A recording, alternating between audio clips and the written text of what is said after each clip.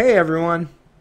In addition to educating, informing, and hopefully entertaining people with the 440 plus videos I've done so far, I also like to do one additional thing. I am also here to offer solutions as well. I haven't offered anything recently as far as the solution series in regards to my video, but I have done a few in the past. Check them out. Just scroll through the video and use the search aspect on my YouTube channel. You can search, and all you have to do is put in the keywords of solution series, and you'll see I have offered solutions in the past. So I'm not just here to gripe and whine and bitch about things, or educate and inform, enlighten, or entertain. I'm also here to offer solutions when I deem that the solution I have to offer is worthy of such, right? It's at least worth offering up. I'm not a central planner. I'm not someone that thinks I know it all, and I'm not a dictator. So I try to maintain that hands-off approach. I just prefer to help educate, enlighten, inform, and like I say, somewhat entertain, right, while I'm doing so that people stay engaged with me and the kind of information I put forth and present.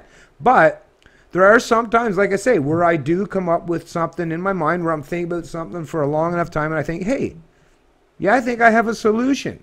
I mean, we all know that in the digital era, it is exponentially less cumbersome, less restrictive, and less expensive to create and reproduce content in the digital era.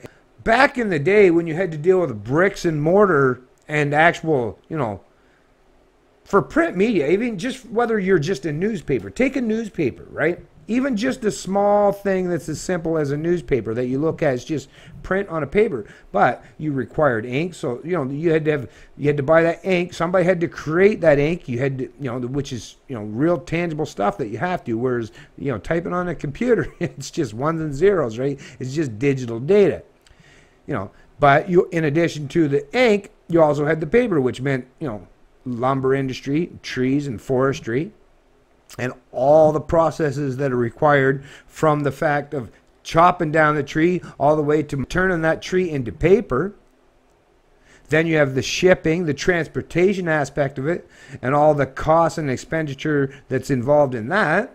But because most people that grew up under the bricks and mortar type system and how things were done prior to the digital internet age, everyone became very accustomed and used to the fact that they had to pay to consume the products or services that they consumed on a daily basis. So in the digital era, that cost, of course, it should be way, way, way, way, way cheaper, right? Because in the digital era, you just reproduce the original content, which is not requiring, well, you still need all the, your computer. So there's still, trust me, there's still a lot of labor and resources involved even to get to this point. So the people that try to undermine that aspect, yeah, shame on you. But once you do get to that point, then to reproduce it is just a matter of copy and paste, more or less, right? Which is just a matter of sharing the content, which, as we all know, how easily and seamless that can be. But because we know how cheap it is for the businesses, right? So whether it's YouTube, Google, or any of these other online social media giants, we know how cheap it is to reproduce the content. But what we have strayed from, and what I think is really having a dramatic effect on how things are done in this modern digital era, is the fact that people no longer want to pay for their consumption. And you know what? When you are not paying for anything that you consume, it means somebody is not being rewarded for producing their content, or they're not being rewarded properly. I think we have to get back to the model. This is my personal opinion, but like I say, this is a solution that I think could benefit many people, especially people on YouTube. They talk about the adpocalypse or the political posturing of some of these social media giants and how they're, negating people's ability to be monetarily compensated, right, through ad revenue, Okay, let's invent a new business model instead of throwing the baby out with the bathwater. So, we don't have to turn our backs on YouTube. We don't have to turn our backs on any of these social media platforms. What we have to do is get back to the basics as far as paying for the content that you consume. And I figured this out real quickly. Even people, because it's so easy now and so seamless with online digital, not just cryptocurrencies, but, things such as PayPal or any of these other online payment services or Patreon. Listen, the kind of content that you consume would literally, if once it's done properly and streamlined, you would literally only have to pay pennies per article or per video or per video game or any other kind of content that you consume in the digital era on digital platforms. So like I say, and think about it. You could literally just have an online, instead of a personal credit card that you would have to go to the store and buy things that they'll charge you interest for. You could just use like a digital cryptocurrency or something, a service such as PayPal, and pay to consume, like I say, these online services and these online contents and these online providers, the people that work very, very hard, people such as myself. You could pay, and it would cost you literally pennies for, I figured out, me and my wife talked about it the other day, and I kind of did just a quick mathematical calculation in my head, and you could literally just pay, I figure you could pay 5 cents even per, let's say, 15 or 30-minute video or any other kind of content. Hey, an actual text article, you might only have to pay a couple cents for each. So you could literally put, okay, this is my budget for the day. A coffee costs about $2, right?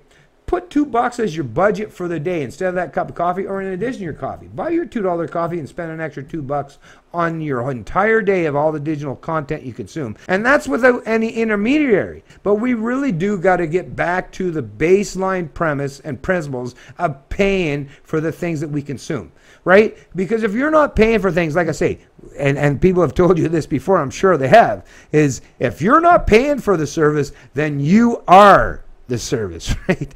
That data that they collect from you, they're like, okay, we'll let you escape having to pay for, joining Facebook or YouTube or uploading content, but we get to take and keep all of that metadata and all that data and all that stuff you put out there, and we get to benefit personally and financially from that. So whether you keep the middleman or eliminate the middleman entirely, the cost expenditure for each individual to consume, whether, even if you're like a habitual online data consumer, right? You start in the morning and you end at night. Even if you set, a limit, it's like, okay, I'm only going to spend $5 a day.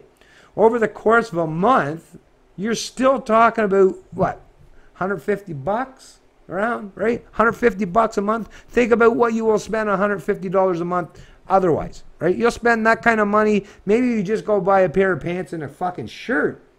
And that'll be done in one day, not over the course of an entire month. So online digital media and digital services makes things tremendously cheaper for all of us. The problem is they're using your data, your metadata, and selling you to online advertisers, which allows you to think that, hey, I'm getting away without having to pay any money, which really you're paying a whole lot more than what you would if you just put up a couple cents for each particular video or article or anything else that you consume. And that would even benefit these bricks and mortar media outlets, a lot of these establishment news outlets, and ones that I even carry favor for, like the Financial Post or the National Post in Canada.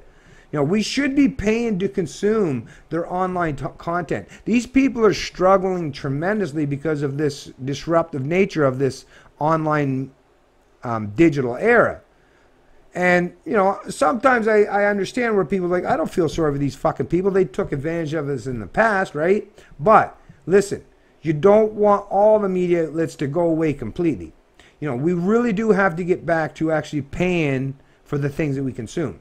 If you're not paying for the things you consume, you're going to be the ones that these media outlets use as their cash cow, or you're forcing the people that are producing the content to be slaves and serfs with no compensation or minimal compensation. No. That's a terrible model. Let's get back to the market model. even if you, whether you like it or not, the capitalist model. Let people generate profits and revenue from offering you a product or a service that you consume voluntarily. Nobody will force you to. But let's get back to rewarding the people that actually offer the products and services you consume, and greatly reducing the amount of middlemen in between. That's how we'll help benefit each other and create a proper business model for all these platforms going forward and into the future. It's Canadian Libertarian, and I love liberty.